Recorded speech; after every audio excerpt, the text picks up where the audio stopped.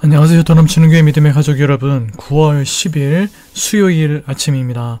오늘의 아침에도 에베네셀의 하나님, 또 임마누엘의 하나님의 은혜가 여러분 삶 가운데 함께 하셔서 주님과 동행하는 그 기쁨이 또 여러분 안에 충만하게 되시기를 주님의 이름으로 축복해 드리겠습니다. 오늘은 스바냐 1장 1절로 13절의 말씀을 함께 묵상하도록 하시겠습니다. 먼저 여러분들께서 오늘 본문의 말씀을 읽어 주시기를 바랍니다. 네, 읽으신 줄 믿고 함께 말씀을 살펴보도록 하겠습니다. 오늘은 매일 성경 제목에 하나님을 등진 삶의 끝이라는 제목이 달려 있습니다. 이 제목을 좀 기억하시면서 오늘 말씀을 묵상하시면 좋을 것 같습니다. 스바냐는 오늘 본문 1절에도 기록이 되어 있듯이 남유다 요시야 왕 시절에 예언 활동을 했던 선지자였습니다. 같은 시대 활동했던 선지자로는 나훔과 제사장 힐기야의 아들 예레미야가 있습니다. 요시야 왕은 남유다 왕들 중 하나님 보시기에 정직했던 몇 안 되는 왕들 중 하나였습니다. 그는 성전 제사를 회복하려는 의지를 가지고 성전 보수 공사를 진행했습니다. 그러던 중에 제사장 힐기야가 신명기 법전을 발견했고 요시야는 신명기의 말씀에 온전히 순종하여 남유다의 전면적인 종교개혁을 단행합니다. 예루살렘을 정결하게 하고 산당들과 아세라 목상들 및 모든 우상들을 다 제거합니다. 또한 그는 신명기의 말씀대로 유월절도 충실히 지킵니다. 요시야는 또한 이렇게 국가적인 차원에서의 종교개혁만을 단행한 것이 아니라 백성들의 삶 깊숙이 파고들어 있는 우상 숭배적인 생활을 뿌리 뽑기 위하여 무당, 점쟁이, 드라빔과 같은 각종 우상들까지 전부 제거하게 합니다. 그런 요시야에 대하여서 열왕기하 23장 25절 말씀은 이렇게 평가합니다. 요시야와 같이 마음을 다하며 뜻을 다하며 힘을 다하여 모세의 모든 율법을 따라 여호와께로 돌이킨 왕은 요시야 전에도 없었고 후에도 그와 같은 자가 없었더라. 참 훌륭했던 왕이었습니다. 요시야에 대한 더 자세한 이야기는 여러분들께서 열왕기하 22장 23장 또 역대하 34장 35장을 읽어보시면 잘 아실 수가 있습니다. 스바냐 선지자에 대해서도 짧게 한번 살펴보려고 합니다. 오늘 본문의 말씀에 1절에도 나오지만 그의 고조 할아버지는 요시야의 버금가는 종교개혁을 단행했던 히스기야 왕이었습니다. 보통 선지자들에 대한 소개를 할 때 잘해야 아버지 이름 나옵니다. 잘해야 아버지, 누구누구의 아들 이렇게 나와요. 그런데 스바냐 같은 경우는 그의 고조 할아버지까지 올라가게 되죠. 왜냐하면 그의 고조 할아버지가 말씀드렸듯이 요시야의 버금가는 종교개혁을 했었던 히스기야 왕이었기 때문입니다. 이를 통해 우리는 스바냐가 히스기야로부터 이어져 내려온 그와 같은 철저한 신앙적 배경을 가지고 있었다라는 것과 그가 왕족의 일원이었다는 것을 알 수가 있습니다. 그가 왕족이었기 때문에 또 요시야 왕이 그의 도움을 많이 받을 수도 있었고 그가 가르치는 대로 또 그가 이끄는 대로 함께 종교개혁을 이끌 수도 있었을 것을 우리는 또 짐작할 수가 있습니다. 스바냐는 유다와 예루살렘이 바벨론에 의하여서 멸망하게 될 것을 예언하면서 하나님의 진노를 불러일으켜서 그들의 멸망을 초래하게 한 그들의 죄들을 그들 앞에서 열고하고 그들에게 회개하라고 부르짖고 있습니다. 그들의 멸망은 이미 되돌이킬 수 없는 것이고 피할 수도 없는 것이지만 심지어는 요시야가 종교개혁을 일으켰다고 하더라도 하나님께서 이 유다를 심판하시겠다는 의지는 꺾지 않으시거든요. 결국 이 하나님의 심판은 피할 수도 없는 것이지만 그럼에도 불구하고 하나님께서 때가 되면 그들을 회복시키셔서 포로 생활에서 다시 돌아오게 될 것이라는, 다시금 남은 자들을 통해 하나님께서 하나님을 경외하는 예배 공동체를 세우실 것이라는 구원에 대한 희망에 대해서도 스바냐는 이 짧은 3장 정도밖에 되지 않는 이 말씀을 통해 하나님의 말씀을 예언하고 있습니다. 본문으로 들어가서 스바냐서의 전체적인 내용은 말씀드렸듯이 죄로 말미암아 철저한 멸망이 유다와 예루살렘에 신속히 다가오고 있다는 것입니다. 그런 점을 나타내기 위해서 스바냐는 어떤 서론적인 어떤 말도 없이 느닷없이 그의 예언을 시작합니다. 2절 여호와께서 이르시되 내가 땅 위에서 모든 것을 진멸하리라. 하나님의 진노의 손에 의하여 모든 것이 진멸될 것입니다. 여러분, 진멸은 히브리어로 헤렘이라는 말인데 이스라엘 백성들이 가나안 전쟁을, 정복 전쟁을 할 때 하나님께서 가나안 땅의 모든 것들을 다 없애라고 하셨거든요. 그게 진멸입니다. 심지어는 이 진멸 같은 경우에는 그 짐승들, 그 땅에 살고 있던 짐승들까지도 전부 다 멸하는 것, 정말 생명체를 하나도 남겨두지 않는 것을 말하는 거거든요. 그 지역과 그 땅을 완전히 정화시키는 하나님의 특별한 뜻이 있으실 때 진멸을 명령하시는데 하나님께서 남유다 땅에 이 진멸할 것을 말씀하시는 것입니다. 3절 공중의 새처럼 아주 날아올라 있으면 바벨론의 손이 미치지 못할 것이라고 생각하는 자들이나 바다의 물고기처럼 바다 꽁꽁 숨어 있으면 바벨론의 눈이 그들을 찾아내지 못할 것이라고 생각하는 자들도 하나님의 몽둥이로 사용되는 바벨론에 의해서 완전히 진멸되고 말 것입니다. 4절 모든 우상들과 우상을 숭배하게 하는 자들은 모두 진멸될 것이며 5절 여호와께서 말감을 가리켜 맹세하는 자들, 즉 하나님과 우상들을 뒤섞어서 섬기는 자들도 멸절하게 할 것입니다. 6절 배교하고 하나님을 떠난 자들, 그리고 아예 하나님을 찾지 않는 자들도 멸절될 것입니다. 배교하고 하나님을 떠난 자들이 마지막 날에 하나님의 심판대 앞에 서서 자신들이 아예 하나님을 찾지도 않는 자들보다는 낫지 않느냐고 항의할 수도 있겠지만 성령으로 시작했다가 육체로 마친 그들은 아예 하나님을 찾지도 않는 자들과 마찬가지로 영원한 구원에 이를 수 없을 것입니다. 7절 주 여호와 앞에서 잠잠할지어다.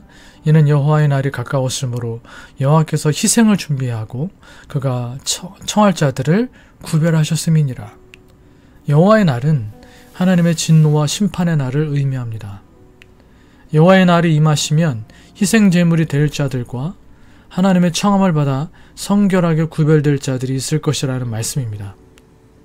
하나님께 드려야 할 제사와 제물을 헛된 우상에게 바친 결과 그들 자신이, 유다 백성들 자신이 하나님의 심판대 앞에 놓일 희생제물이 되고 말았습니다.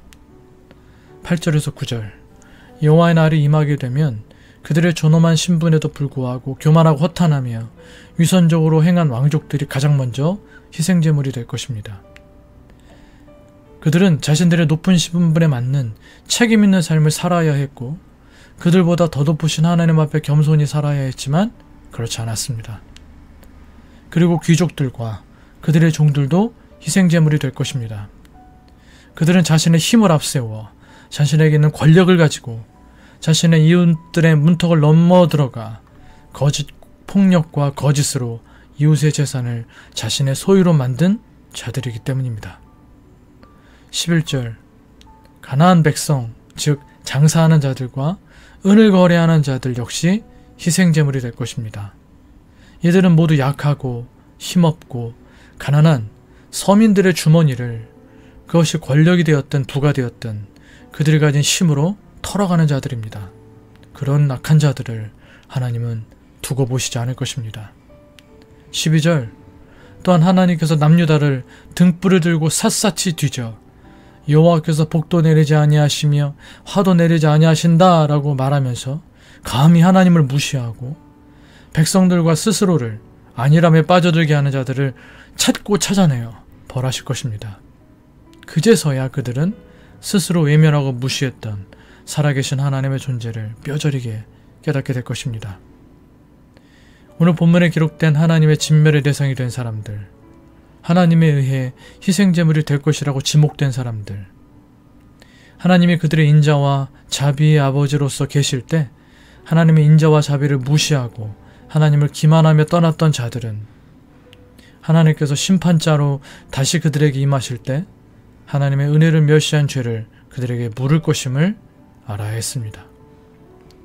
지금은 그들이 자기가 하고 싶은 대로 행할 자유를 가진 사람의 날을 누리고 있지만 계속해서 선지자들을 통하여 선포하신 대로 여호와의 날이 가까이 다가오고 있음을 그들은 알아야 했습니다. 사랑하는 믿음의 가족 여러분, 우리도 마찬가지입니다. 그때만큼이나 지금도, 아니 더욱 여호와의 날이 다가오고 있음을, 가까워졌음을 우리는 알아야 합니다. 그때는 잠시 바벨론의 포로로 잡혀가는 것이었지만 우리에게 다가오는 여호와의 날은 영원한 삶을 결정하는 날이 될 것입니다. 요즘은 하나님 무서운 줄 모르는 사람들이 너무 많습니다. 하나님 두려운 줄 모르고 자기 소견에 옳은 대로 살아가는 사람들이 참 많습니다. 하나님을 믿지 않는 사람들은 둘째치고 하나님의 백성이라고 하는 많은 신앙인들조차 하나님을 두려워하지 않는 것 같습니다. 우리가 두려움으로 섬겨야 할 하나님, 경외함으로 섬겨야 할 하나님에 대해서는 생각조차 하고 싶어 하지 않는 것입니다. 하나님의 인자, 자비, 사랑, 복, 은혜와 같은 말씀만 듣고 싶어 하고 하나님의 공의, 회초리, 징계, 진노, 심판 이런 말씀들은 별로 듣고 싶어 하지 않습니다. 하지만 내가 듣고 싶지 않다고 해서 하나님이 그러시지 않은 게 아닙니다. 내가 듣고 싶지 않다고 해서 아예 우리 생각 밖으로 밀어놓아서는 안 됩니다. 혹시 그게 우리 마음을 편하게 만들어줄 수 있을지는 몰라도 짧은 시간, 마음이 편하기 위하여 더 오랜 시간, 아니 영원한 시간 동안의 고통을 선택하는 것은 정말 바보 같은 짓이기 때문입니다. 우리는 사랑의 하나님을 기대하고 사랑하는 것만큼 공의 하나님을 두려움으로 섬길 줄 알아야 합니다. 하나님을 경외하는 삶을 살아야 한다는 것입니다. 우리의 하나님이 죄를 그냥 두고 보실 수는 없는 공의 하나님이심을 잊지 말고 하나님을 두려움으로 섬길 줄 알아야 합니다. 신명기 28장 58절 59절 내가 만일 이 책에 기록한 이 율법의 모든 말씀을 지켜 행하지 아니하고 네 하나님 여호와라 하는 영화롭고 두려운 이름을 경외하지 아니하면 여호와께서 네 재앙과 네 자손의 재앙을 극렬하게 하시리니 그 재앙이 크고 오래고 그 질병이 중하고 오래일 것이라. 하나님을 경외하지 않는 자들에게 하나님은 이와 같은 심판을 내리실 것입니다. 그러나 또한 하나님은 하나님을 두려움으로 섬기는 자, 하나님을 경외하는 자들을 위하여 많은 여러 가지 다양한 복을 주시겠다고 성경 전반을 통해 말씀하고 계십니다. 제가 몇 가지만 여러분들에게 말씀드릴 텐데 좀 기억해 두셨다가 여러분들이 오늘 하루 동안 시간에 짬이 나실 때마다 이 말씀들을 좀 찾아보시면서 이 복이 여러분에게 임하여지게 되기를, 하나님을 경외함으로 이 복이 여러분들에게 임하여지게 되기를 사모하는 마음으로 이 말씀을 좀 읽어보셨으면 좋겠습니다. 시편 25편 12절에서 14절 말씀에 보면 인생의 걸음을 인도하시고 그와 친밀한 사귐을 가져주시겠다고 약속하십니다. 시편 34편 6절로 7절에 보면 하나님께서는 여호와를 경외하는 자들에게 천사를 보내셔서 그를 둘러 진치고 구원해 주시겠다고 말씀하십니다. 시편 128편 1절로 4절에서는 하나님을 경외하는 자와 그의 가정에 생명이 넘치는 복과 형통의 복을 주겠다 약속하셨습니다.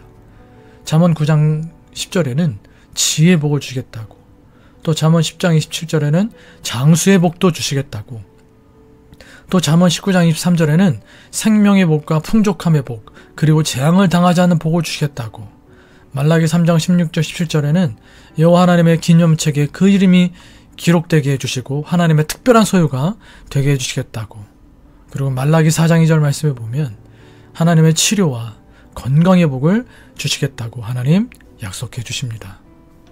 사랑하는 더 넘치는 교회 모든 믿음의 가족 여러분, 하나님을 경외함으로 섬기고 그 경외하는 하나님을 또 뜨겁게 사랑함으로 섬겨 하나님께서 약속해 주신, 하나님께서 미리 말씀해 두신 이 놀라운 복과 은혜를 일생 동안 풍족히 누리며 살다가 영원한 복과 낙이 넘쳐오르는 저 하나님 나라에 도착하실 수 있는 하나님을 경외하는 백성들 다 되실 수 있기를 주님의 이름으로 축복해 드리겠습니다. 오늘 특별히 여러분의 삶 가운데 질병이나 물질 문제나 여러 가지 고통의 문제 때문에 눈물을 흘리고 있는 분들이 계십니까?